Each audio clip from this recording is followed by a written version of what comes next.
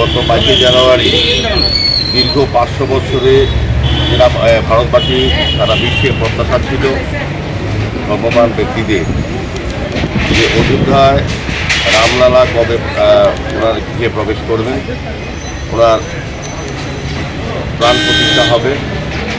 সেই উদ্দেশ্যে গত 22শে জানুয়ারি আমাদের যশস্বী প্রধানমন্ত্রী নরেন্দ্র মোদীজির সুযোগ্য নেতৃত্বে সুন্দর ব্যবস্থাপনায় 500 বছরের যে প্রত্যাশা ছিল ভারতবাসী সেটা পূরণ করেছেন।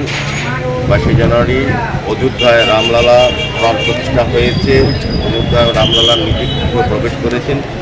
সেই উপলক্ষে সারা দেশের সঙ্গে, সারা বিশ্বের সঙ্গে, সারা রাজ্যের সঙ্গে আগরতলা পৌর নিগমের আমরা যারা কর্পোরেটররা আছি তারা প্রধানমন্ত্রীকে এই ধন্যবাদ জ্ঞাপন করে আজকে আমরা চিঠি প্রেরণ করছি। এর আগেও আমাদের আগরতলা পৌর নিগমের কর্পোরেশন থেকে, কাউন্সিল থেকে আমরা সকলে মিলে আমরা ধন্যবাদ জানিয়েছিলাম।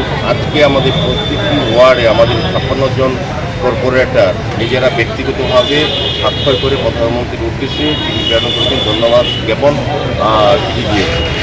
আমরা প্রধানমন্ত্রীর কাছে কৃতজ্ঞ যে আমাদের বহুদিনের চিন্তা ভাবনা এবং প্রত্যাশাকে মান্যতা দিয়ে সমস্ত প্রতিকূলতা দূরে সরিয়ে রেখে ভারতবাসীর যে চিন্তা ভাবনা বা যে ইচ্ছা ছিল সমস্ত ব্যক্তি, সমস্ত জনগণের ইচ্ছা পূরণ করেছেন।